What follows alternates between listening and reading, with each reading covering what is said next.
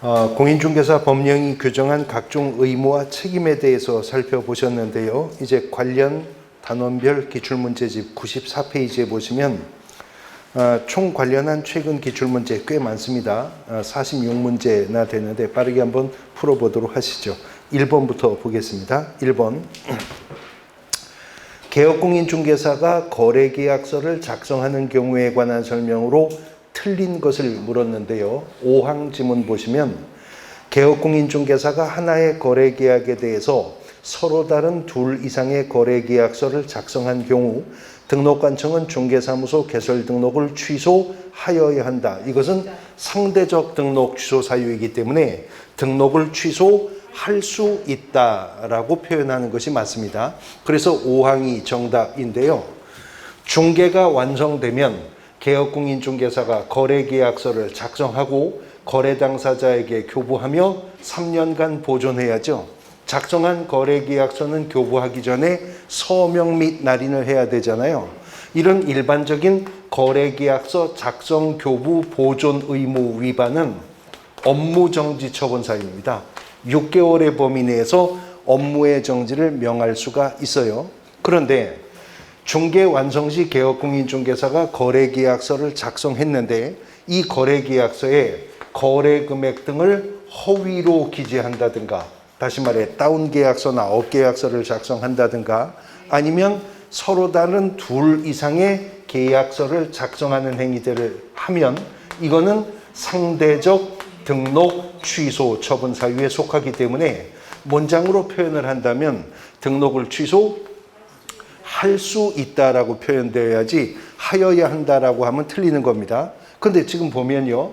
중개 완성 시 거래계약서 작성 의무는 개업공인중개사 입장에서 보면 제대로 안 할 거면 차라리 안 하는 게 낫죠.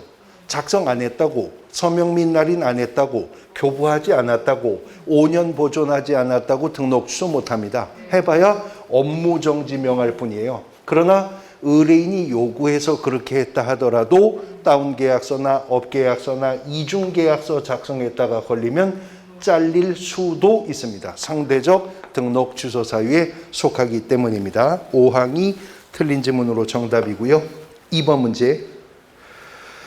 개업공인중개사 갑의 손해배상 책임의 보장에 관한 설명으로 틀린 것을 물었는데 역시 5항을 보시면 갑이 공제금으로 손해배상을 한 때에는 30일 이내에 공제에 다시 가입해야 된다. 30일이 아니라 15일 이내에 다시 설정해야죠. 그런데 보험이나 공제에 가입했다가 보험금이나 공제금이 지급되었다면 15일 이내에 재설정해야 하지만 공탁을 하였다가 공탁금 중 일부액이 손해배상금으로 지급되었을 때에는 15일 이내에 부족하게 된 금액을 보전할 수가 있는 거죠. 30일이 아니라 15일입니다. 그러면 30일 이내라는 말은 어디서 보셨나요?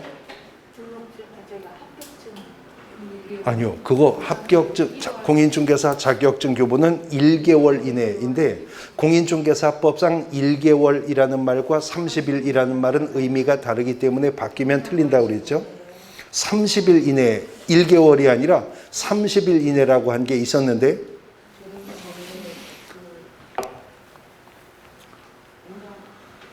거래정보사업자 지정신청을 받은 국토교통부 장관은 지정의 요건이 적합하면 지정처분에서 지정서 교부해야죠. 그거는 30일 이내에 하도록 했었습니다. 여기는 15일입니다. 5항이 정답이고요. 페이지 넘어가 3번. 제가 이렇게 불쑥불쑥 관련 단원 아닌 부분에 대해서 질문을 드리면서 여러분들이 즉각적인 답변을 할 거라고 기대조차도 안 해요. 예, 그런데도 제가 이렇게 불쑥불쑥 기습적으로 질문을 던지면 그래도 생각해 보려고 머릿속으로 발버둥을 치실 거잖아요. 예, 그러다가 답을 들으면 훨씬 인식이 더 깊숙하게 인식이 되기 때문이니까 답변을 못 하신다고 해서 결코 슬퍼하거나 노여워하시지 말고 그래도 한번 생각해 보려고 이렇게 노력해 보는 머릿속에 생각이 있으셔야 됩니다. 3번. 공인중개사 법령상 개업공인중개사 등의 금지행위에 해당하지 않는 것은 개업공인중개사 등의 금지행위가 몇 가지 있다 그랬어요 지금? 14가지. 아니요.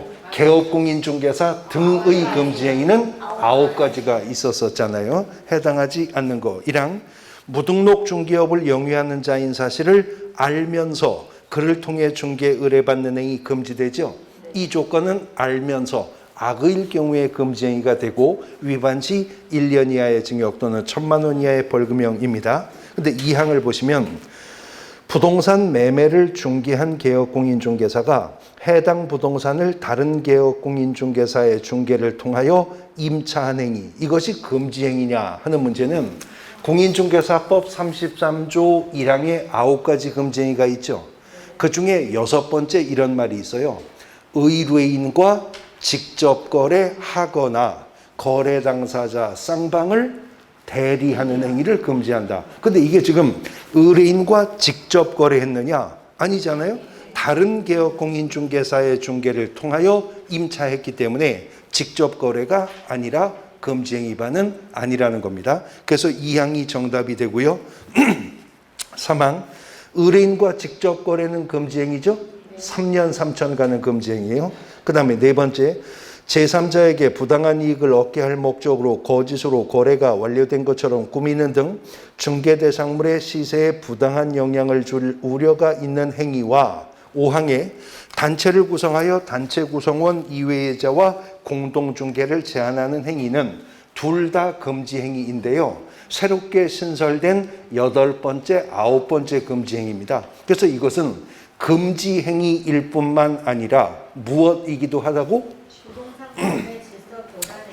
부동산 거래 질서 교란 행위에도 속하는 거기 때문에 이런 4항이나 5항을 한 자를 신고 고발하면 포상금도 지급받을 수가 있는 겁니다. 2항이 정답이고요. 4번 문제. 부동산 거래정보망 설치 운영할 자로 지정받기 위한 요건의 일부이다. 괄호에 들어갈 내용으로 옳은 것은 박스 안에 문장을 메꾸어서 온전한 문장 만들어 보는 건데, 첫 번째 문장. 부동산 거래정보망에 가입 이용 신청을 한 누구? 개업공인중개사. 왜냐하면 부동산 거래정보망은 개업공인중개사 상호 간 정보교환 체계니까요. 그 개업공인중개사가 500명 이상이어야 되는 거죠. 근데 그 500명 이상의 구성 분포는 어떻게? 2개 이상의 시도에서 각각 30명 이상이어야 됩니다. 30명 이상이어야 되고요. 그 다음에 전문 인력 확보 규정이 있잖아요.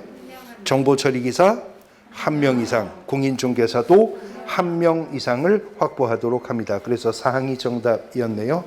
5번 문제. 공인중개사 법령상 개업공인중개사가 확인 설명해야 할 사항 중 중개대상물 확인 설명서 1, 2, 3, 4 서식에 공통적으로 기재되어 있는 것을 모두 고르랍니다. 권리관계에 관한 부분은 1, 2, 3, 4 서식 모두 기재되어 있겠죠. 근데 비선호시설은요. 1서식에는 있는데 2서식만 가도 없어요. 근데 3서식에는 또 나타났다가 4서식에 가서는 없어집니다. 다시 말해 1, 3서식에는 기재란이 있는데 2, 4서식에는 없는 게 딱 하나, 비선호시설입니다. 비선호시설은 1, 3서식, 즉 주거용 건축물 확인 설명서와 토지 확인 설명서에만 비선호시설을 기재하도록 하는데요. 이 비선호시설은 해당 주택이나 토지로부터 얼마 거리? 1km 이내입니다. 확인 설명서에 1km라고 되어 있기 때문에 1km 이내에 비선호시설을 확인해야 된다. 비선호시설과 관련해서 또 틀린 지문으로 출제 자주 되는 것 중에 하나가 비선호시설은 개업공인중개사가 이전 의뢰인에게 자료 요구하여 확인한 사항을 기재한다. OX? 어떨까요? X입니다. 내벽, 도배 등의 상태, 수도, 전기, 가스, 소방, 시설 등의 상태는 개업공인중개사가 여기 이전 의뢰인에게 그런 상태, 저런 상태는 자료 요구할 수 있죠. 그러나 비선호시설은요, 개업공인중개사가 의뢰인에게 물어볼 일이 아닙니다. 건물의 내부 상태가 아니잖아요. 그러니까 개업공인중개사가 직접 현장 확인을 통해서 확인을 해야 됩니다. 표현도 개정이 되었는데요. 예전에는요, 확인설명서에 혐오시설이라고 되어 있었어요.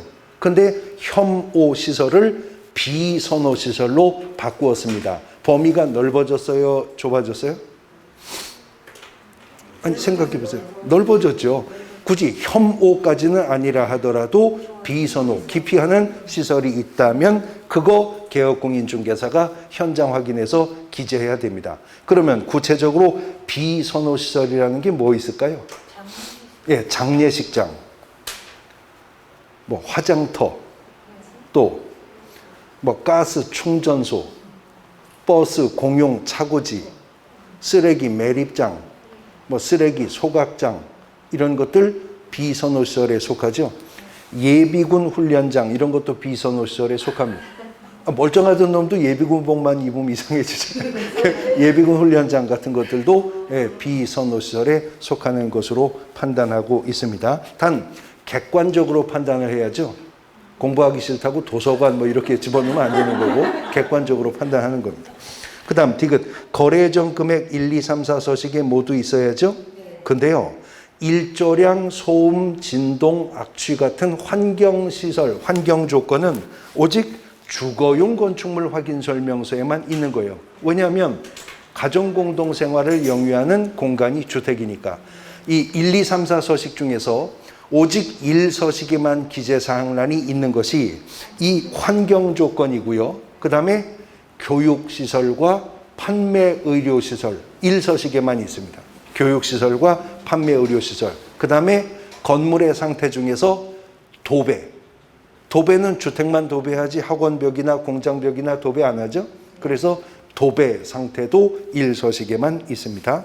근데 미음, 실제 권리관계와 공시되지 않은 물건의 권리사항은 1, 2, 3, 4서식 다 있겠죠. 그래서 기역, 디귿, 미음, 사망이 정답이 됩니다. 페이지 넘어가 6번 문제. 중개대상물 확인설명에 관한 내용으로 옳은 것은 1항, 개업공인중개사는 선량한 관리자의 주의로 중개대상물의 권리관계 등을 조사 확인하여 의뢰인에게 설명할 의무가 있다. 있습니까? 있죠. 그런데 그런 의무가 있다고 공인중개사법이 규정하고 있나요? 그렇지는 않았습니다. 판례가 인정하지만 어쨌거나 개업공인중개사는 선관주의 의무 있다. 1항이 옳은 지문 정답입니다. 2항, 2명의 개업공인중개사가 공동중개한 경우 중개대상물 확인설명서에는 공동중개한 개업공인중개사 중 1인만 서명 날인하면 돼요. 공동중개에 참여한 개업공인중개사가 전원이 서명 및 날인해야 됩니다. 그런데요, 중개대상물 확인설명서에 보면 개업공인중개사가 인적사항 기재하고 서명 및 날인하는 칸이 2칸이 있거든요. 공동중개할 수도 있기 때문에 그래요. 그런데 어떤 공동중개는 3인이, 4인이 공동중개할 수도 있잖아요. 그럼 확인설명서에 개업공인중개사 서명 날인하는 칸이 모자라요. 2칸밖에 없으니까 그때는 어떻게 해요? 별지로 첨부해서라도 공동중개에 참여한 개업공인중개사들은 모두 서명 및 날인하도록 하고 있는 겁니다.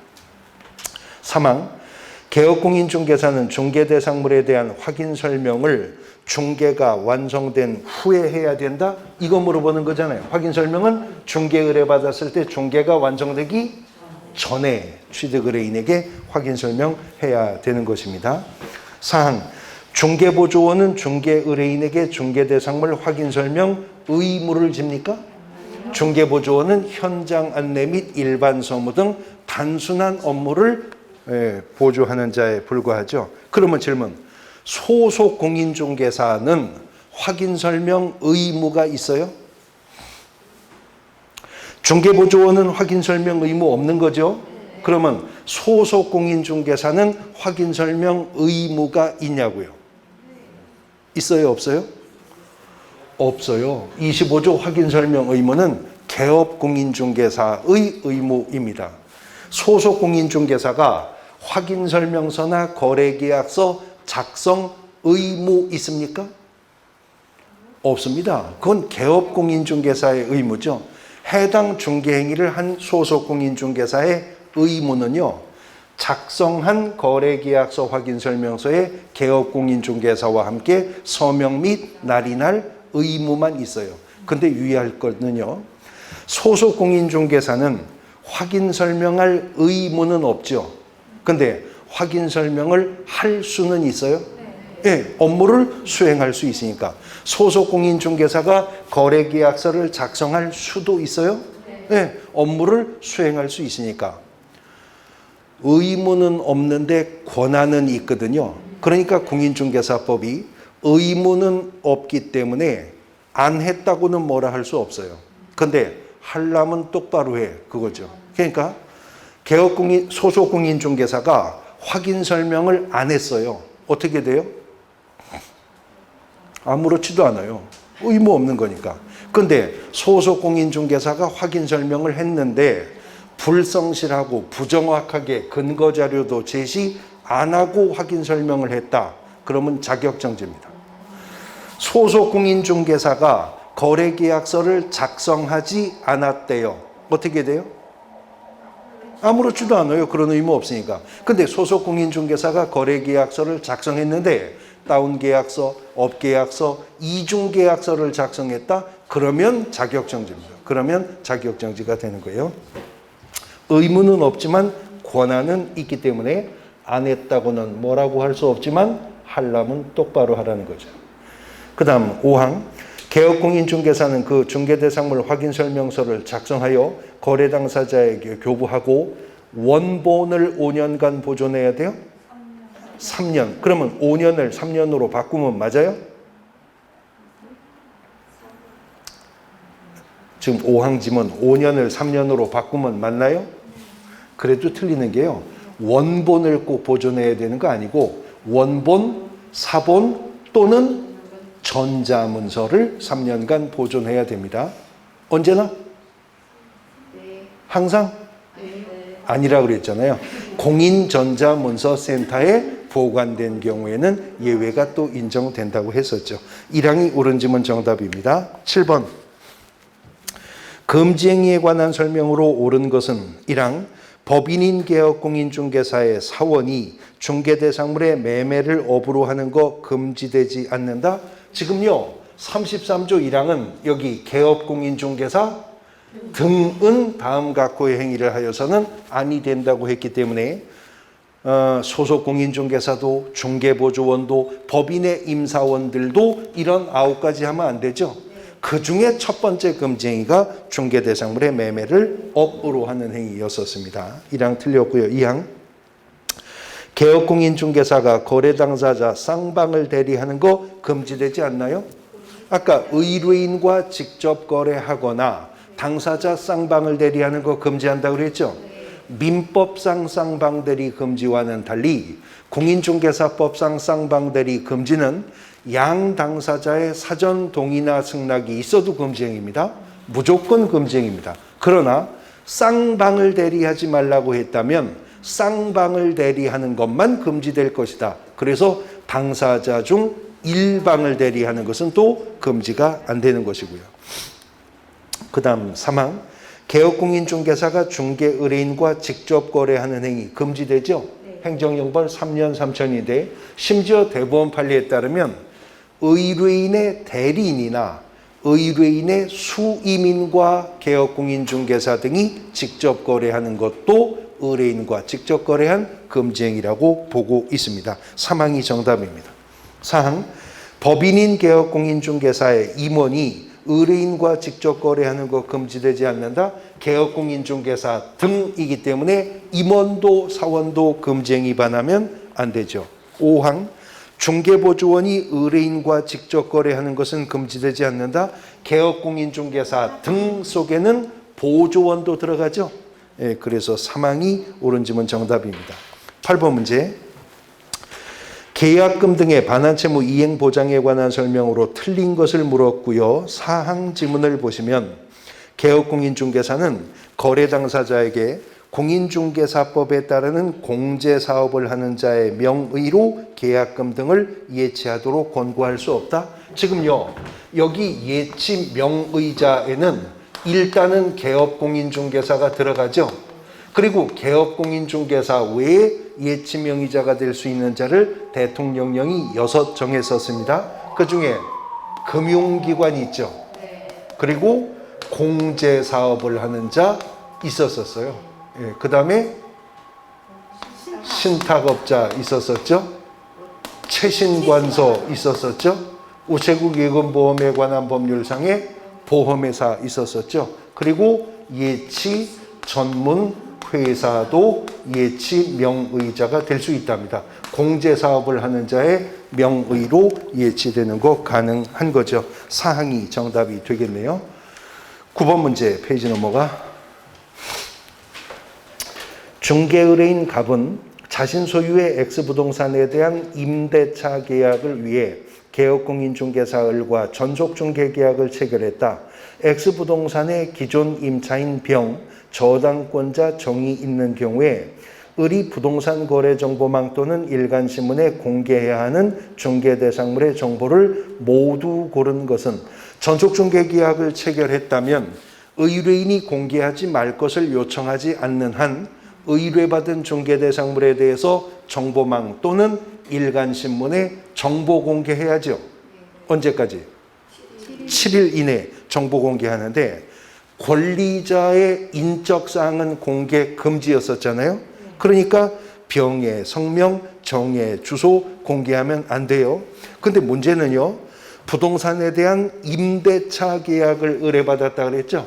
임대차일 경우에는 공시지가는 공개하지 할 수 있다. 생략 가능합니다. 그러나 X부동산의 1조 소음 진동의 환경 조건에 관한 문제는 공개해야 되겠죠? 리을 1항이 정답입니다. 10번. 무주택자인 갑이 주택을 물색하게 매수하기 위해 개업공인중개사 을과 일반 중개계약을 체결하고자 합니다. 이 경우에 표준서식인 일반 중개계약서에 기재하는 항목을 모두 고른 것은 그랬는데 지금 집을 사겠다는 거죠. 그러면 살 집을 이제 찾아 나서야 될 판이니 소유자나 등기 명의는 아직은 안 나오는 거죠. 매물이 아직 확정이 안 돼 있으니까 희망 지역과 취득 희망 가격은 기재되어야 되겠고요. 거래 규제 및 공법상 제한 사항은 전속중개계약서나 일반중개계약서에 기재하는 사항이 아니고 거래계약서에 기재되는 사항도 아닙니다. 토지이용과 공법상 이용 제한 거래 규제는 어디에 기재할 사항이에요? 확인설명서에 기재하죠. 1서식에 기재합니다.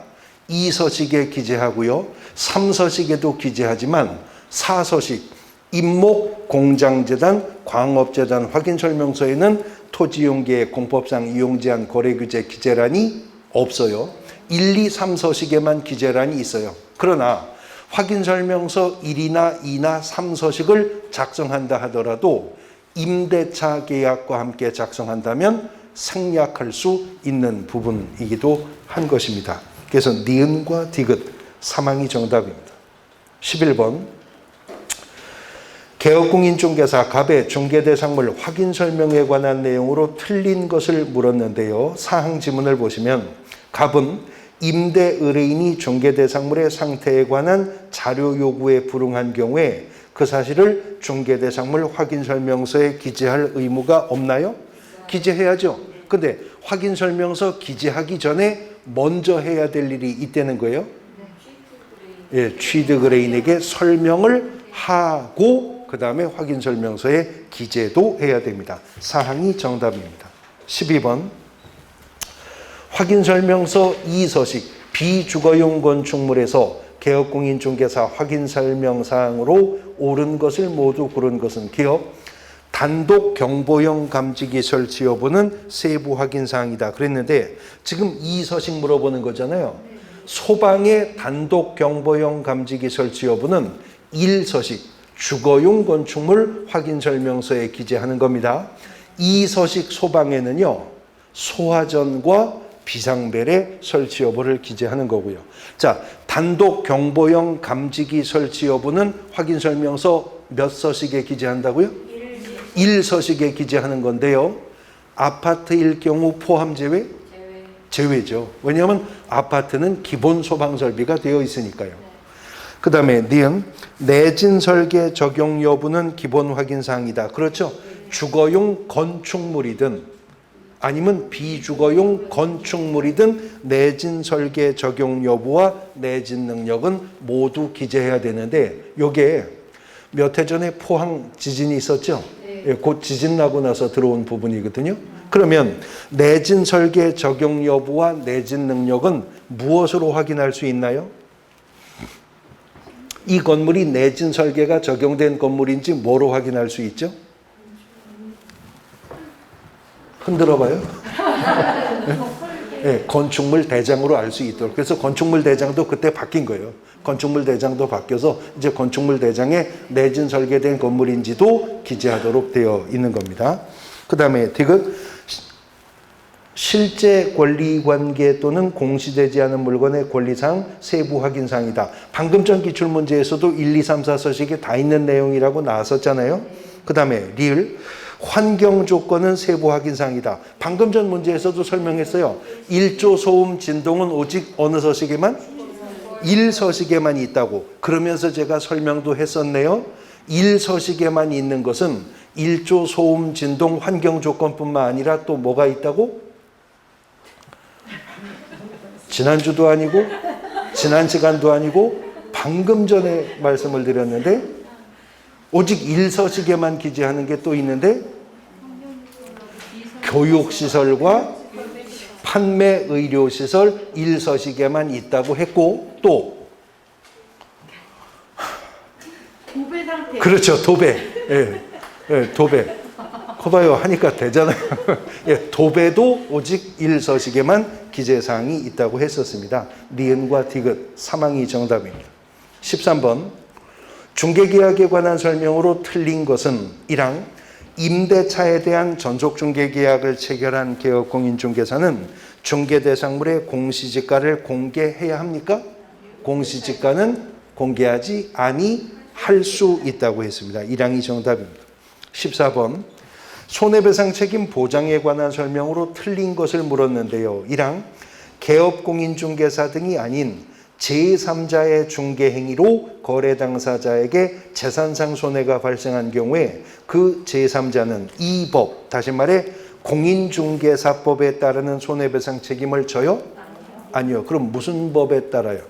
민법에 따라 손해배상 책임을 지게 되겠죠. 민법은 채무 불이행이나 불법 행위로 인한 손해배상 책임의 일반적 규정을 두고 있으니까 1항이 정답입니다. 페이지 넘어가 15번 개업공인중개사 등의 금지행위에 관한 설명으로 틀린 것을 물었는데요. 4항 개업공인중개사가 중개의뢰인과 직접 거래하는 행위를 금지하는 규정은 효력규정이다. 그러면 이게 효력규정이라면 개업공인중개사가 의뢰인과 직접 매매계약 체결하면 매매계약이 무효다. 그 말이잖아요. 아닙니다. 예, 단속규정이지 효력규정은 아닙니다. 그러면 개업공인중개사가 의뢰인과 직접 거래하면 안 되죠. 직접 거래한 개업공인중개사는 어떻게 된다고? 3년 이하의 징역 또는 3천만 원 이하의 벌금형에 속합니다. 근데 개업공인중개사가 의뢰인과 직접 거래했다면 입장을 바꾸면 그 개업공인중개사와 직접 거래한 의뢰인이 있겠네요. 그 의뢰인은 어떻게 돼요? 아무렇지도 않다는 것입니다. 아무렇지도 않아요. 개업공인중개사가 법정된 중개보수 한도액을 초과하는 금품을 받으면 안 되죠. 받았으면 그 개업공인중개사 어떻게 돼요? 1년 이하의 징역 또는 1,000만 원 이하의 벌금형이잖아요. 그럼 받았으면 준 놈이 있을 거 아니에요. 준 놈은 어떻게 돼요? 아무렇지도 않다는 겁니다. 무등록 중개업 하지 말라고 그랬잖아요. 그럼 무등록으로 중개업을 했다면 무등록 중개한 알선 의뢰인들이 있죠. 의뢰인들은 어떻게 돼요? 아무렇지도 않다는 겁니다. 이거 공동정범으로 처벌할 수 없다는 게 다 판례의 입장이었었던 것이죠. 사항이 정답입니다.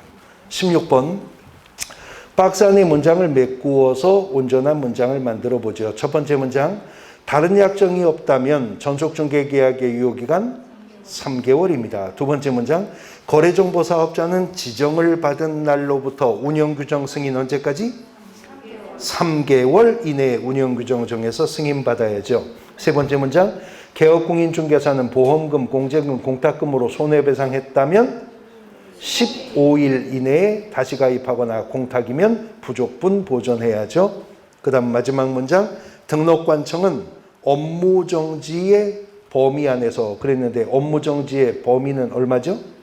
6개월. 자격정지도 6개월이죠. 그 범위 안에서 가중감경을 할 수가 있는데 가중하여 처분하는 경우에도 업무정지 처분은 6개월을 초과할 수 없다. 단 6개월의 범위 안에서요.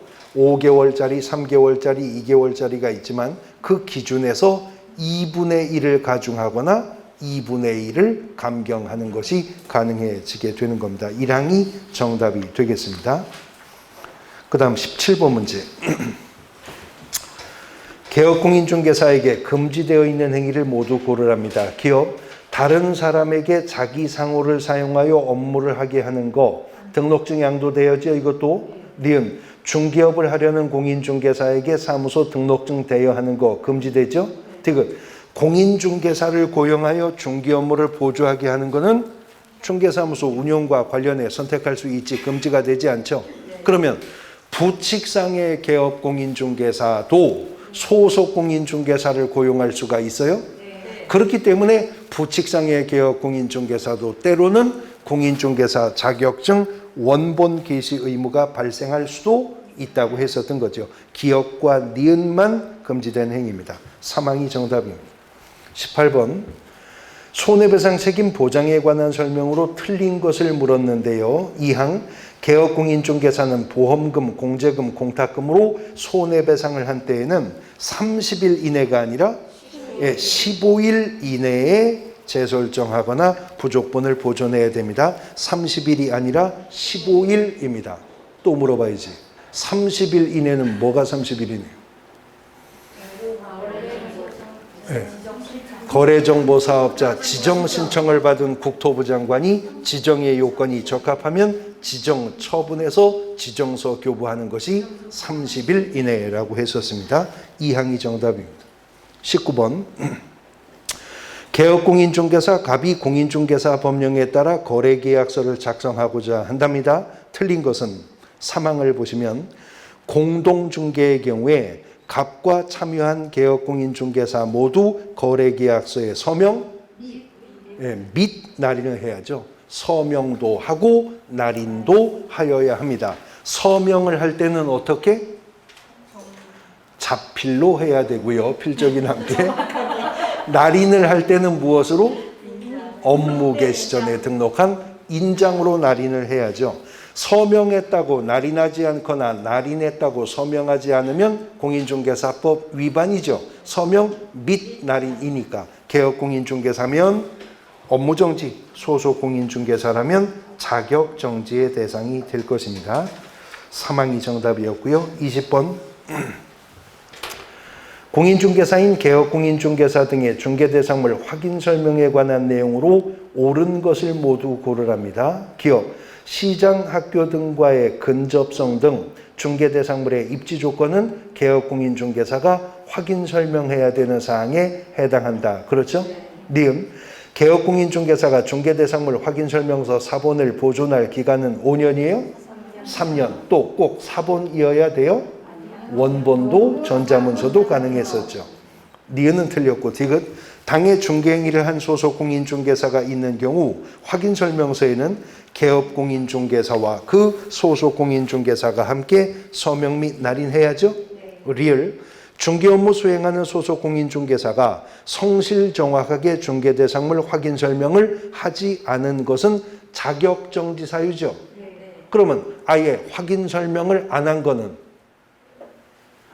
아무렇지도 않다고요. 의무는 없기 때문에 기업 디귿 리을이 맞습니다. 4항이 정답. 21번 주거용 건축물 확인설명서 작성 방법에 관한 설명 중 틀린 것인데요. 틀린 거 5항 아파트를 제외한 주택의 경우에 단독 경보형 감지기 설치 여부는 개업공인중개사의 세부 확인 사항이다.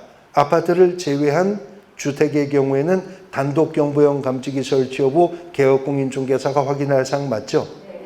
어? 세부 확인사항 지금 틀린 거 고르라는데 다시 볼까? 1항 개업공인중개사 기본 확인사항은 개업공인중개사가 확인한 사항을 적어야 한다. 그렇죠? 2항 건물의 내진 설계 적용 여부와 내진 능력은 개업공인중개사 기본 확인사항 건축물 대장으로 확인하죠.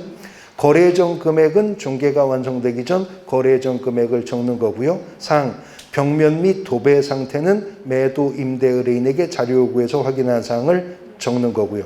5항 아파트를 제외한 주택의 경우에 단독 경보용 감지기 설치 여부는 세부 확인 사항이 아니다라고 해서 틀렸구나. 문장을 잘못 읽었습니다. 세부 확인 사항이 있는 거죠. 그런데 지금은 1서식이기 때문에 단독 경보용 감지기 설치 여부를 소방란에 기재하지만 2서식이었다면 소방란에 뭐 기재한다고요? 네? 소화전과 비상벨 설치 여부입니다. 1서식은 단독 경보용 설치, 감지기 설치 여부, 2서식은 소화전과 비상벨 설치 여부입니다. 22번 개업공인중개사의 금지행위에 해당하지 않는 것인데요. 사항 법인 아닌 개업공인중개사가 중개대상물 외에 건축자재 매매를 업으로 하는 행위. 개인인 개업공인중개사는요. 겸업이 허용되니까 건축자재 매매업 할 수 있죠. 뭐 지물포를 운영할 수도 있고 문구점을 운영할 수도 있는 겁니다. 개인인 개업공인중개사는 사항이 정답입니다. 23번 개업공인중개사가 토지의 확인설명서 기재할 사항에 해당하는 것은 모두 몇 개인가? 토지 확인설명서는 서식번호 몇 번? 3번인데요. 비선호시설 있어요? 네, 아까 제가 13서식에는 있는데 24서식에는 없는 게 비선호시설이라고 했었죠. 근데 일조량 환경 조건은 어디에만 있다고? 1서식에만 있습니다. 그 다음에 관리주체 유형은요. 건물이 있어야 관리주체가 있잖아요. 1, 2서식에 있을 뿐이지 3서식에는 있을 리가 없죠. 그 다음에 공법상 이용제한 거래규제사항은 아까 1서식에 있고 2서식에 있고 3서식에 있는데 4서식에만 없는 게 토지이용계획과 공법상 이용제한 거래규제라고 했습니다. 접근성 등의 입지 조건도 있는 거죠. 그래서 일조량과 관리주체를 제외한 나머지 3개입니다. 3항이 정답입니다. 24번 거래계약서 작성 등에 관한 설명으로 옳은 것 1항 국토교통부 장관이 지정한 표준거래계약서 양식으로 거래계약서를 작성해야 한다. 그런 표준서식이 있기는 합니까? 아직 정해져 있지 않습니다. 2항 작성된 거래계약서는 거래 당사자에게 교부하고 3년간 보존인가요? 5년간 원본 사본 전자문서로 보존해야죠. 3항 거래계약서를 보존기간 동안 보존하지 않은 경우 등록관청은 등록을 취소할 수 있다. 여기 작성 의무, 교부 의무, 보존 의무 위반은 다 뭐라고?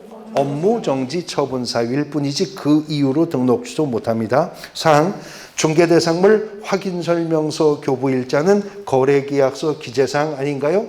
필수 기재사항의 8번째 기재사항이 확인설명서 교부일자였었죠. 5항 분사무소의 소속 공인중개사가 중개행위를 한 경우에 그 소속 공인중개사와 분사무소 책임자가 함께 거래계약서에 서명 및 날인해야 된다. 주사무소였었다면 대표자와 당해 중개행위를 한 소속 공인중개사가 함께 서명 및 날인하는 것이고요.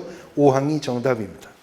25번 손해배상 책임 보장에 관한 설명으로 옳은 것은 1항 개업공인중개사는 중개를 개시하기 전에 거래 당사자에게 손해배상 책임의 보장에 관한 설명을 해야 된다. 아까 설명 언제 한다고 그랬죠? 중개가 완성이 되어서 거래계약서 확인설명서를 교부할 때 보증관계증서 사본을 제공하면서 그때 설명해야 된다고 그랬죠. 2항 개업공인중개사는 업무 개시 후 즉시 손해배상 책임을 보장하기 위해 보증보험 또는 공제에 가입해야 된다. 즉시 했어도 늦었죠. 업무보증 설정은 언제까지? 업무를 개시하기 전까지 했어야 되니까.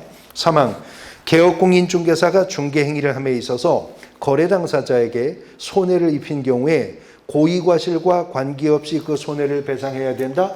30조에 따르면 여기 업무상 고의나 과실로 인하여 당사자에게 재산상 손해가 발생했을 때 배상 책임이 있다고 규정하고 있죠. 4항 개업공인중개사가 공탁금 회수 제한 규정 폐업한 날로부터 5년이 아니라 3년이었습니다. 5항 개업공인중개사는 자기의 중개사무소를 다른 사람의 중개행위의 장소로 제공함으로써 당사자에게 재산상 손해를 발생하게 한 때 손해배상 책임이 있다. 여기 공인중개사법 30조 2항이 규정하고 있는 상법의 명의대여자 책임과 같은 책임이 30조 2항에 있었습니다. 5항이 정답이죠. 26번 개업공인중개사의 금지행위에 해당하는 것을 모두 고르랍니다. 기업 의뢰인을 대리하여 타인에게 중개대상물을 임대하는 행위, 금지행위인가요? 쌍방을 대리했을 때 금지행위가 되겠죠. 그 다음에 니은 상업용 건축물의 분양을 대행하고 법정 중개보수 또는 실비를 초과하여 금품을 받는다. 이거는 분양 대행을 한 거잖아요. 중개업을 한 게 아니고요. 그러니까 개업공인중개사가 법인이라 하더라도 상업용 건축물이나 주택에 분양 대행할 수 있죠. 그러면 분양 대행료를 받을 거 아니에요? 얼마 받을 수 있어요?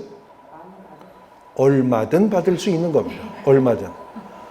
개업공인중개사가요, 상업용 건축물이나 주택에 대한 임대 관리 등의 관리 대행을 할 수도 있지만 분양 대행할 수도 있죠. 관리 대행료 얼마 받을 거냐? 분양 대행료 얼마 받을 거냐? 이건 중개업이 아니기 때문에 공인중개사법의 요율 한도액으로 제한할 수가 없죠. 그러니까 사적 자치 원칙에 의해서 당사자와 합의한 금액이면 얼마든 받아도 공인중개사법 위반 아닌 것입니다. 디귿 중개 의뢰인의 소유자로부터 거래에 관한 대리권을 수여받은 대리인과 중개 대상물을 직접 거래하는 거, 이것도 금지행위예요? 자, 의뢰인의 대리인과 개업공인중개사가 직접 거래했어요. 이것도 금지행위인가요? 금지행위라고 아까 설명을 드렸었어요. 왜 이게 금지행위냐면, 자, 개업공인중개사가 의뢰인의 대리인과 직접 거래했으면 지금 개업공인중개사가 누구와 법률행위를 했어요? 아니, 다시 개업공인중개사가 의뢰인의 대리인과 직접 거래했으면 개업공인중개사가 법률행위는 누구와 했냐고요? 대리인과 했잖아요. 그런데 대리의 삼면관계라는 것은 그 법률행위의 효과는 본인과 직접 거래한 효과가 생기기 때문에 판례가 의뢰인의 대리인이나 의뢰인의 수임인과 개업공인중개사가 직접 거래하는 것도 금지행위로 본다는 거죠. 그 다음 리을 건축물의 매매를 업으로 하는 것은 법정 중개대상물의 매매를 업으로 한 거잖아요. 금지행위가 되죠. 디귿과 리을 2항 정답입니다. 27번 주거용 건축물 확인 설명서에 기재할 기본 확인 사항 중 입지 조건에 해당하지 않는 것은 그랬는데요. 그 입지 조건에는 도로와 대중교통수단과의 연계성, 주차장, 교육시설, 판매 및 의료시설이 있지만 공원은 없었습니다. 1항이 정답입니다.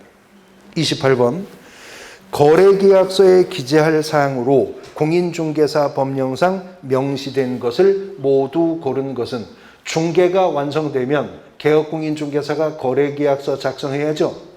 필수적 기재사항이 9가지가 있다고 했었는데 그 9가지 한번 나열해 볼까요? 첫 번째 거래 당사자 인적사항, 두 번째 물건의 표시, 세 번째 계약 일, 네 번째 거래 금액과 계약 금액 등 그 지급에 관한 사항, 다섯 번째 물건의 인도 일시, 여섯 번째 권리 이전의 내용, 일곱 번째 조건이나 기한이 있다면 조건과 기한, 그리고 여덟 번째 확인 설명서 교부일자, 작성일자. 확인설명서, 교부일자, 작성일자. 왜 이렇게 왔다 갔다 하세요? 교부일자, 작성일자. 네, 교부일자입니다. 그리고 마지막으로 그 밖의 약정 내용. 이 9가지였었습니다. 기업, 계약일이 있죠. 니은, 물건의 인도일시 있죠. 인도일시가 뭐예요?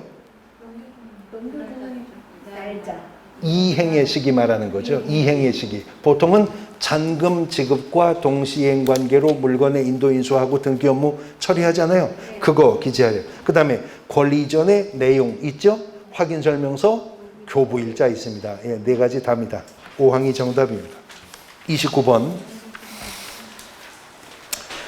개업공인중개사가 2015년 10월 23일 중개 의뢰를 받아 공인중개사 법령상 중개대상물 확인 설명을 하는 경우에 관한 내용으로 틀린 것을 묻는데요. 2항 개업공인중개사가 성실 정확하게 중개대상물 확인 설명을 하지 않으면 업무정지인가요?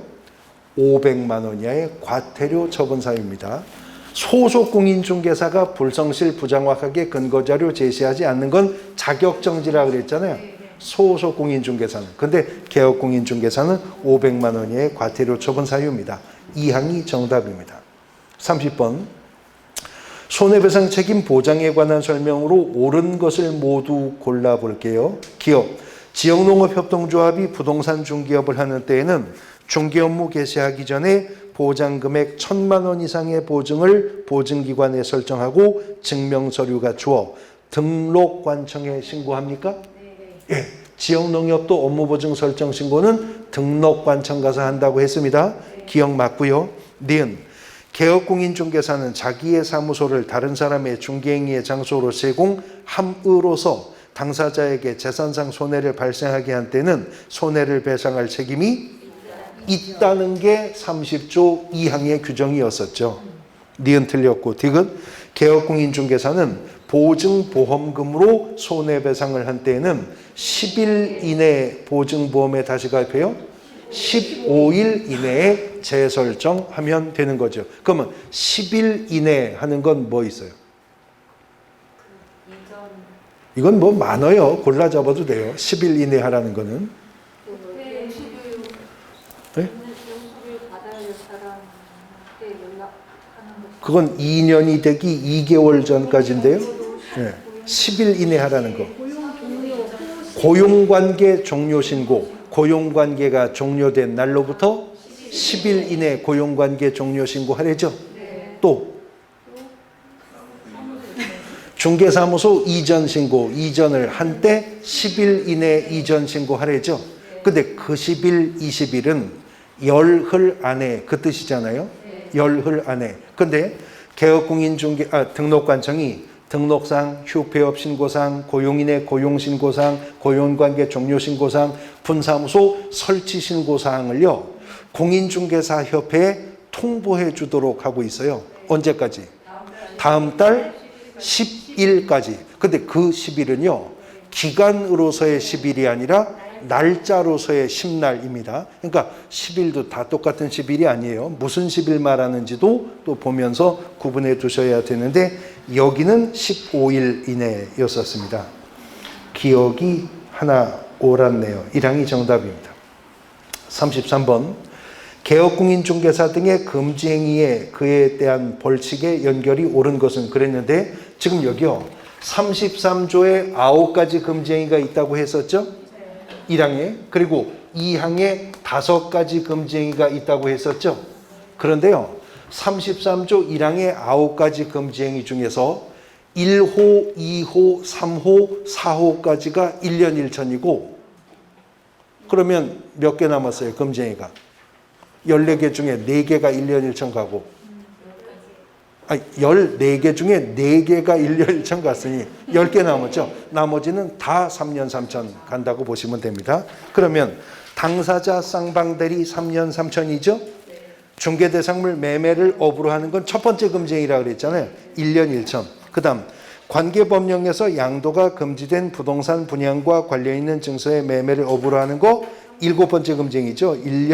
3년 3천. 그 다음에 사례 명목으로 보수실비 초과액 금품 받는 거 세 번째 금지이거든요. 1년 1천 갑니다. 기억과 니은만 맞습니다. 1항이 정답입니다. 32번. 비주거용 건축물 중개대상물 확인설명서 작성 방법 틀린 것을 물었는데요. 사항, 중개보수는 실제 거래 금액을 기준으로 계산하고 협의가 없으면 부가가치세가 포함된 것으로 본다. 중개대상물 확인설명서에 보면 부가가치세는 별도로 징수될 수 있습니다 라고 하는 유의사항이 있습니다. 그 말은 부가세는 제외된 것으로 보는 거죠. 포함이 아니라. 그래서 사항이 정답입니다. 33번. 중개계약에 관한 설명 틀린 것을 물었는데요. 이 항을 보시면 전속중개계약을 체결한 개업공인중개사 정보망에 중개대상물의 정보를 공개할 때 권리자의 주소 성명을 공개해야 돼요? 인적사항은 공개하지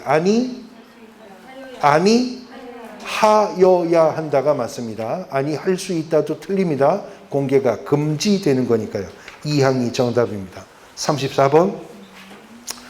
중개대상물 확인설명서 작성에 관한 설명으로 옳은 것은 1항 개업공인중개사는 중개가 완성되어 거래계약서를 작성하는 때 확인설명사항을 서면으로 작성하여 그 서면이 뭐라 그랬어요?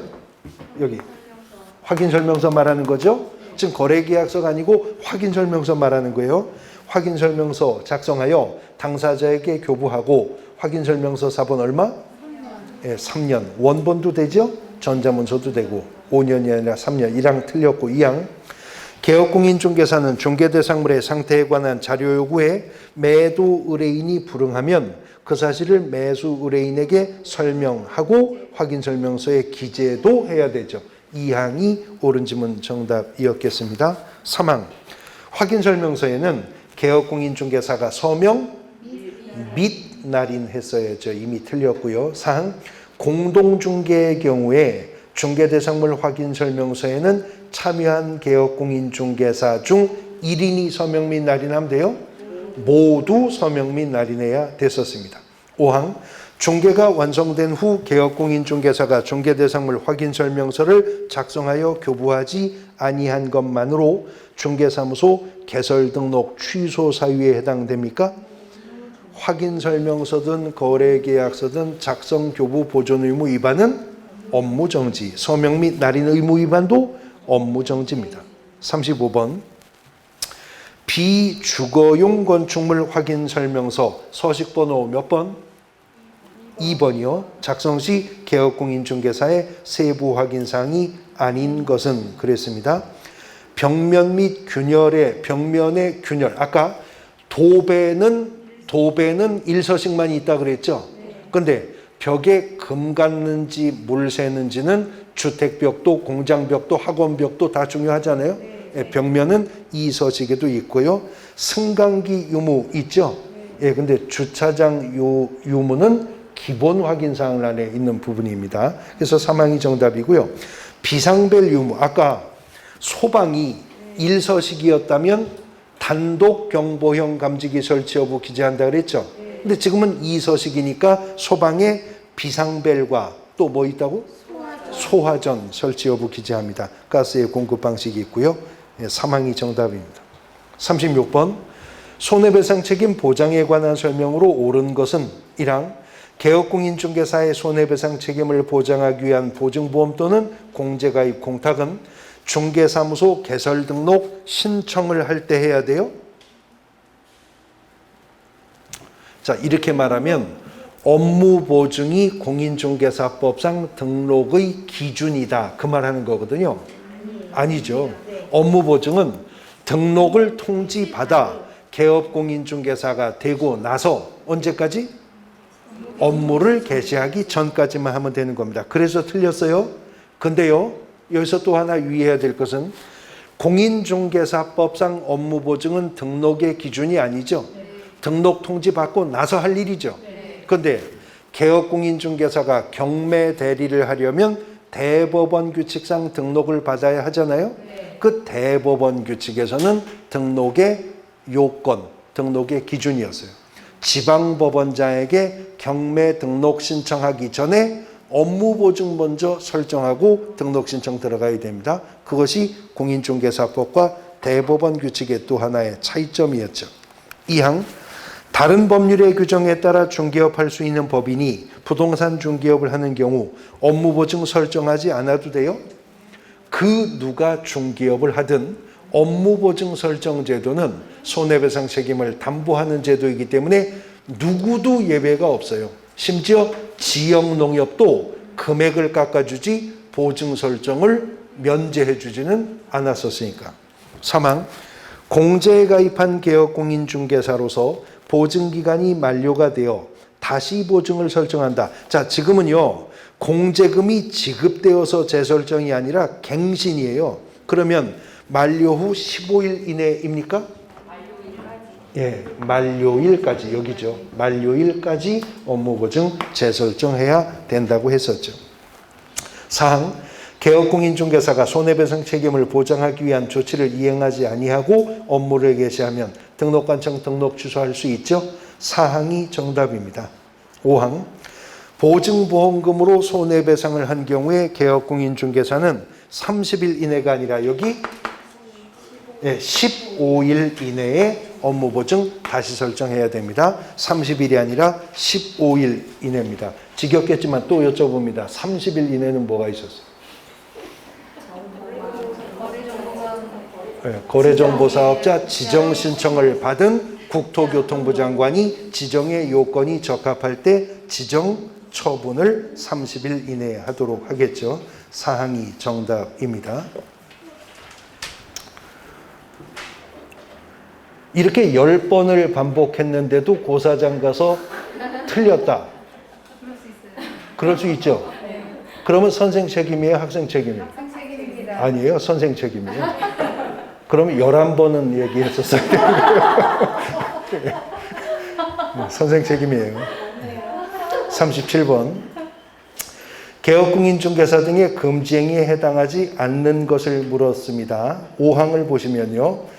매도인으로부터 매도중개 의뢰받은 개업공인중개사 의뢰중개로 X부동산을 매수한 개업공인중개사 갑이 매수중개 의뢰를 받은 다른 개업공인중개사의 병해중개로 X부동산을 매도했으면요. 살 때도 직접 거래 안 했고 팔 때도 직접 거래 안 했죠. 그래서 금지행위 위반은 아니라는 겁니다. 5항이 정답입니다. 38번 중개대상물 확인설명서 작성 방법에 관한 사항으로 옳은 것은 1항 권리관계의 등기부 기재사항은 개업공인중개사 기본 확인사항으로 실제 권리관계와 미공시 중요시설의 물건의 권리관계는 세부 확인사항으로 구분해 기재하도록 합니다. 1, 2, 3, 4서식 모두 다. 2항 건폐율 상한, 용적률 상한은 개업공인중개사 기본 확인사항으로 토지이용계획 확인서 내용을 확인해 적는다. 토지이용계획 확인서를 발급받아 판독해도요. 거기 건폐율 상한, 용적률 상한이 안 써 있습니다. 그렇기 때문에 건폐율과 용적률 상한은 개업공인중개사가 해당 지역의 시군 조례, 건축 조례를 확인해서 건폐율 60, 용적률 200 이런 거 설명해야 되는 겁니다.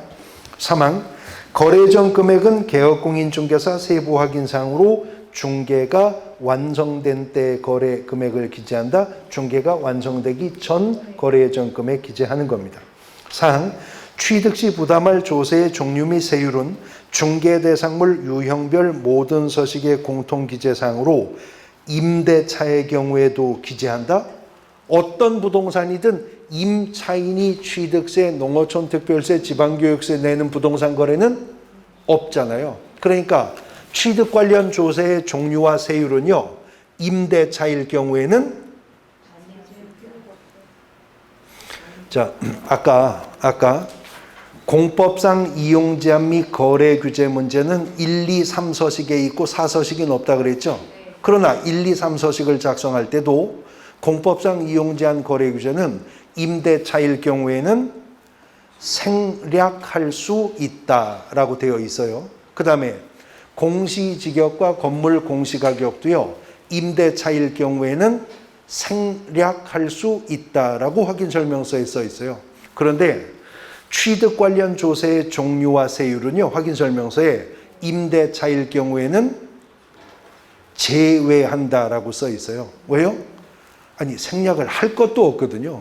임차인이 취득세, 농특세 안 내니까 제외합니다. 아예 생략을 할 것조차도 없는 게 임대차일 경우에 취득 관련 조세의 종류 및 세율인 것입니다.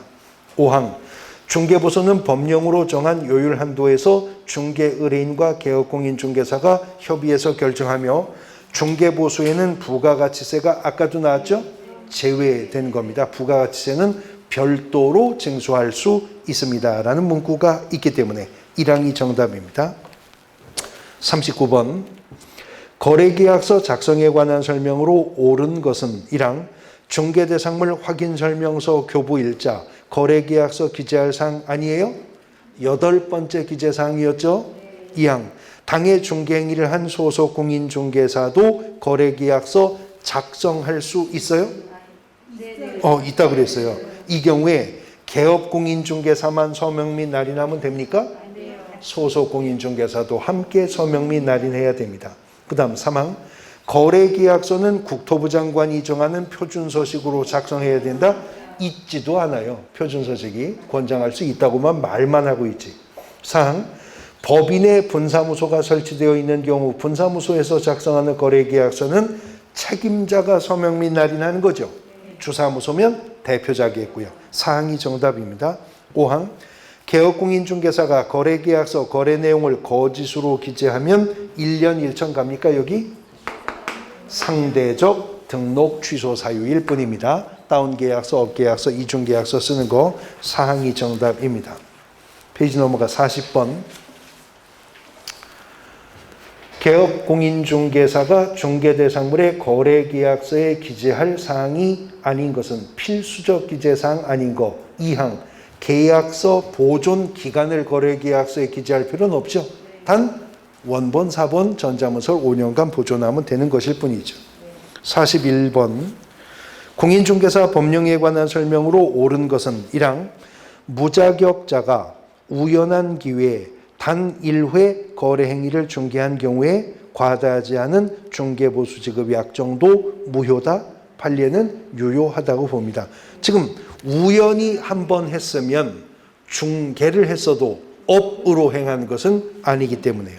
2항 지역농업협동조합이 부동산 중개업을 하는 때에는 2천만 원이 아니라 1,000만 원 이상의 보증 설정하면 되죠. 3항 손해배상 책임 보장하기 위한 공탁금은 개업공인중개사가 폐업했을 때 회수 제한 기간 5년이 아니라 3년이었죠. 4항 개업공인중개사가 자신의 명의의 중개사무소에 무자격자로 하여금 자금을 투자하고 이익을 분배받도록 하는 것으로도 등록증 대여에 해당합니까?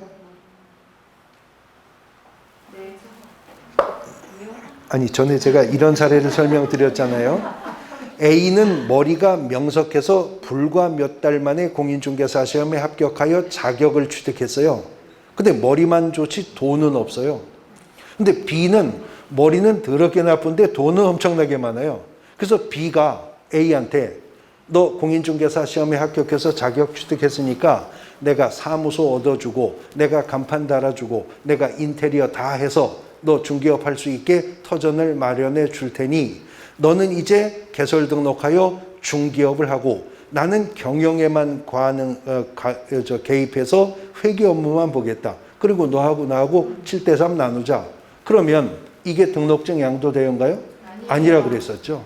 반드시 개업공인중개사가 자기의 자본으로 개설 등록해야 되는 거 아니니까. 근데 B가 중개 업무에 개입을 하면 그게 등록증 양도 대여가 되는 것입니다. 5항 분사무소 1개를 설치한 법인인 개업공인중개사가 손해배상 책임 보장을 위해 공탁만 하는 경우에 총 3억 원 이상을 공탁해야 한다. 5항이 맞죠? 법인은 2억 원 이상의 업무 보증을 설정하는데 분사무소가 추가될 때마다 1억 원 이상씩 추가 설정해야 되니까. 그러니까 특정한 중개법인이 설정할 보증 설정 의무 금액은 기본요금 2억 원에서 출발하니까 분사무소 숫자 플러스 2억이 그 법인의 업무보증 설정 금액이죠. 법인이 분사무소 13개 가지고 있대요. 그 법인의 업무보증 설정 의무 금액은 15억 원 이상 설정해야 됩니다. 그럼 출제자가 법인이 분사무소를 7개 가지고 있는 경우에는 7억 원 이상의 업무보증을 추가 설정해야 된다. 그렇죠. 추가 설정하는 금액을 물었다면 7억 원 이상이 맞는 거죠. 근데 법인이 분사무소를 7개 가지고 있는 경우 당해 법인이 설정할 보증 설정 의무 금액은 이렇게 나오면 9억 원 이상이 될 겁니다. 5항이 정답입니다. 42번. 개업공인중개사는 계약금 등의 대통령령이 정하는 자의 명의로 금융기관 등에 예치하도록 거래 당사자에게 권고할 수 있는데 명의자에 속하지 않는 것. 여기 이 7에 속하지 않는 자가 답이 되겠죠? 보시면 법원 나왔네요. 예, 법원은 예치 명의자가 아니었었습니다. 3항이 정답입니다. 43번. 개업공인중개사 등의 금지행위가 아닌 것을 물었는데 5항에 보시면 일방 의뢰인을 대리하는 건 금지행위가 아니라 그랬죠? 쌍방 대리가 금지가 될 뿐이지 당사자 중 일방은 대리할 수 있었습니다. 44번. 중개계약과 관련된 설명으로 틀린 것은 3항 보시면요. 주거용 건축물의 중개대상물 확인설명서에서 권리관계와 승강기 유무는 개업공인중개사의 기본 확인사항에 속한다. 승강기 여부의 문제는 세부 확인사항란에 기재할 부분이겠습니다.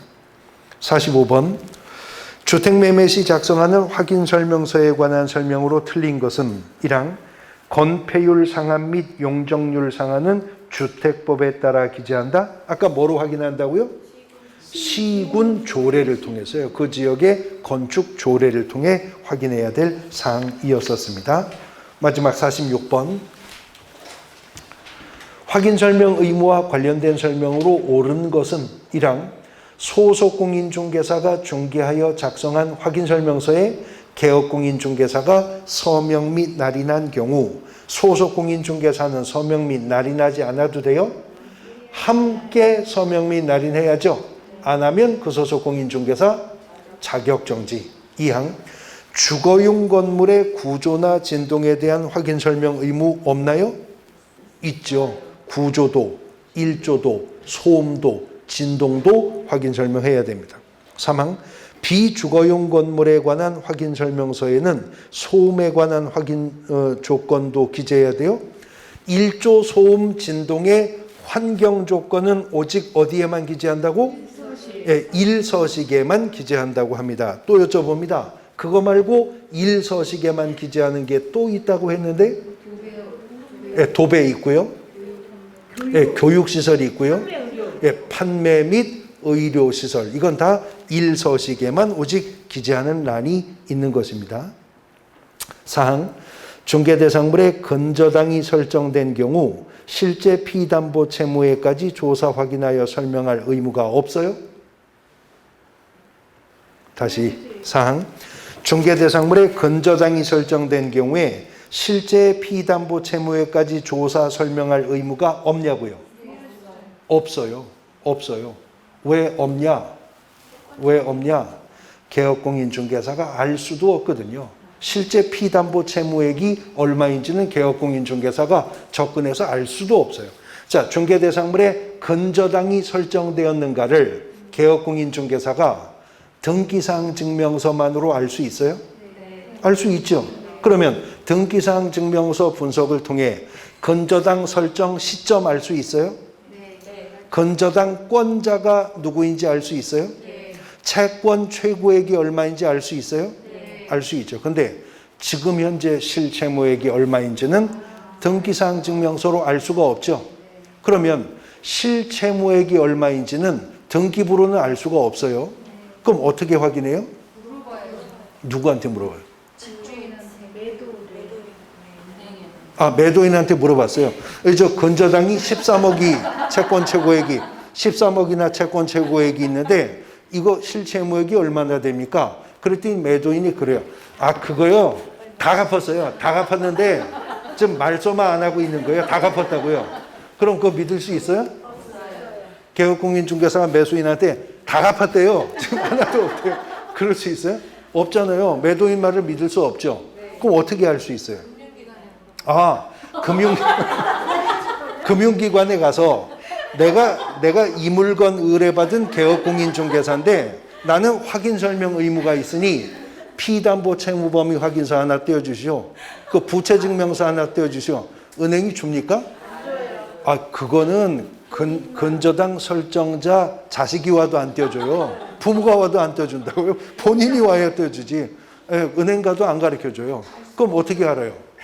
알 수가 없어요. 그럼 알 수 없어서 설명 못하는 건 어쩔 수 없잖아요. 그래서 대법원 판례는 근저당이 설정되어 있는 중개대상물일 경우 개업공인중개사는 등기사항 증명서로 조사 가능한 채권 최고액까지 조사하여 설명하면 족하고 실채무액까지 설명해야 될 의무는 있다고 할 수 없다라고 판시했어요. 자, 다시 대법원 판례가 실채무액까지 설명해야 될 의무는 있다고 할 수 없다라고 판시했거든요. 그러면 있다고 할 수 없다니까 없다고 할 수 있는 거죠. 아니, 판례가 있다고 할 수 없다고 했으니까 없다고 할 수 있는 거죠. 그러니까 안 해도 된다 그 말이죠. 안 해도 된다 그 말이에요. 아니, 그러면 안 해도 된다 그러지 왜 그렇게 말을 하느냐? 좀 그래야 폼이 나잖아요. 그래도 대법원 판결이니까. 근데 원래 대법원 판결문이 옛날 그 일정 때부터 그 일본 그 판례 그 문법이 그대로 와서 지금 뭐 그런데 앞으로는 조금씩 변하고 있습니다. 근데 하나 더 기억하실게요. 실채무액까지 설명해야 될 의무는 있다고 할 수 없다라고 판시하면서 그러나 이렇게 나와요. 항상 이 그러나가 무서워요. 그러나 개업공인중개사가 제대로 조사하지도 않은 채 의뢰인에게 실채무액인 양 설명하여 이를 믿고 거래한 의뢰인에게 재산상 손해가 발생하면 여기서 이제 이 말이 나와요. 여기서 재산상 손해가 발생하면 개업공인중개사는 선량한 관리자로서의 주의 의무 위반으로 배상 책임이 있다. 이렇게 판시합니다. 그러니까 실채무액까지 설명할 의무가 있어요, 없어요? 없는데요. 없는데 제대로 확인도 안 한 채 실채무액인 양 설명을 했다가 그거 믿고 매수한 제3자가 거래 당사자가 손해가 생기면 선관주의 의무 위반이 인정돼서 손해배상 책임이 있다라고 본다는 겁니다. 거의 같은 논지의 판결이 있어요. 개업공인중개사가 중개 완성 전에 취득 의뢰인에게 확인 설명하면 되죠. 그래서 취득 의뢰인에게 확인 설명하기 때문에 조세 관계는 취득 관련 조세에 대해서만 설명하면 되죠. 근데 021조 1항 9호가 뭐라 그랬냐면 취득 관련 조세의 종류와 세율이라 그랬어요? 액이라 그랬어요? 세율까지 설명하면 된다 그랬어요. 세액이라고 말을 안 하고 세율이라고 말했어요. 왜 그러냐면요. 개업공인중개사가 전문 직업인이에요? 전문 직업인이에요? 누가 그래요? 공인중개사법 29조 1항이 그래서 품위를 유지하라는 거 아니에요? 전문 직업인으로서 지녀야 할 품위를 유지하고 그렇죠. 개업공인중개사가 전문 직업인이죠. 근데 그거는 부동산 거래 전문 직업인이라는 거지 공인회계사나 세무사와 같은 세무 전문 직업인은 아닌 거잖아요. 그러니까 개업공인중개사가 세법을 알아요? 대답 잘하세요. 세법 교수님한테 말할 거니까. 몰라요? 알아요? 몰라요? 왜 몰라요? 매주 3시간을 하는데 왜 몰라요? 할 수 없어요. 그렇죠. 세법을 아는데 잘하냔 말이에요. 뭘 잘하래? 일주일에 3시간 하는 세법 가지고 뭘 잘하래? 대충 알지. 그러니까 취득 관련 조세의 종류와 세율까지 설명하면 된다고 했어요. 그러면 개업공인중개사가 취득 관련 조세의 세액을 설명하는 것은 공인중개사법 위반입니까? 아니에요. 넘치도록 한 건데 아니에요. 근데 이 개업공인중개사가 전에 학원 다닐 때 세법 교수님이 제일 좋았어요. 맨날 세법만 했어요. 그래서 차별성 강화를 위해서 합격하고 현업에 나가서 다른 개업공인중개사는 이걸 못할 거야. 내가 팬서비스 차원에서 해야지. 그래서 취득세 몇십 몇만 몇천 몇백 원 내시면 이 땅 삽니다. 농특세 몇만 몇천 몇백 몇 원 나올 거고요. 지방교육세 몇만 몇천 몇 원 이내요. 이렇게 설명하는 거 공인중개사법 위반입니까? 아닙니다. 아닙니다. 근데 그렇게 설명을 했거든요. 근데 나중에 보니까 이게 또 사치성 재산으로 분류돼서 중과세가 돼버렸네요. 그러니까 매수인이 아니 당신이 취득세 이거 내면 살 수 있다고 그래서 내가 지금 샀는데 세금 폭탄 맞았다. 책임져라. 그러면 대법원은 똑같은 말을 합니다. 개업공인중개사는 선량한 관리자로서의 주의 의무 위반이 인정되므로 배상 책임이 있다 하는 거죠. 그러니까 판결의 논지는 뭐예요? 나대지 말라는 거죠. 필요 없이 나대지 말라는 거죠. 근저당 설정돼 있으면 그냥 등기부 보고 채권 최고액 얼마라고 알려주면 되고 취득 관련 조세 세율이 몇 프로라고 알려주면 되지 정확하게 설명하려고 했다가 손해가 발생하면 배상 책임은 있다는 겁니다. 4항이 정답이고요. 5항 토지에 관한 중개대상물 확인 설명서에는 등기된 토지 임차권이 존재하더라도 기재할 필요가 없나요? 기재해야 되겠죠? 그럼 등기된 임차권이라면 등기부 기재사항란에 기재해야 되겠죠? 근데 임차권은요, 등기가 안 되었어도 대항력과 우선변제권이 있을 수 있죠? 그거는 실제권리관계란에 또 기재해야 될 사항이겠습니다. 사항이 정답입니다. 공인중개사법상 의무와 책임에 관한 문제였었습니다. 그런데요, 공인중개사 자격을 2장에 의해서 취득해야 3장의 중기업에 등록을 할 수 있죠. 3장의 중기업 등록까지 해야 4장의 중개사무소에 운용을 할 수 있죠. 근데 자격을 취득하고 등록을 해서 중개사무소를 운영하면 해야 할 일이 한두 가지가 아니잖아요. 하지 말아야 할 일은 또 한두 가지예요. 거기다가 손해배상 책임에 위험부담까지도 떠안는 게 중개업이죠. 근데 이걸 왜 하려고 하세요? 아니, 합격하셔서 등록하시면 사무소 운영하면서 이 많은 의무와 책임을 다 부담해야 되고 손해배상 책임에 위험부담까지도 떠안아야 될 일이 이 일인데 이걸 왜 하려고 하시냐고요? 국민의 재산권 보호를 위한 소명의식에 불타서 이 공부하세요 지금? 돈 벌려고 하는 거잖아요. 돈 벌려고. 그런데 문제는 33조 1항의 9가지 금지행위 중에서 세 번째가 이런 말이 있어요. 사례, 증여, 그 밖에 어떠한 명목으로도 법이 정한 중개보수 실비를 초과해서 금품 수수하면 안 된다죠. 그럼 더 받지 말아야 한다면 더 받지 말아야 할 범위를 알아야 되잖아요. 그래서 이제 6장은 그 보수에 관한 문제가 나오는 겁니다. 쉬었다가 보겠습니다.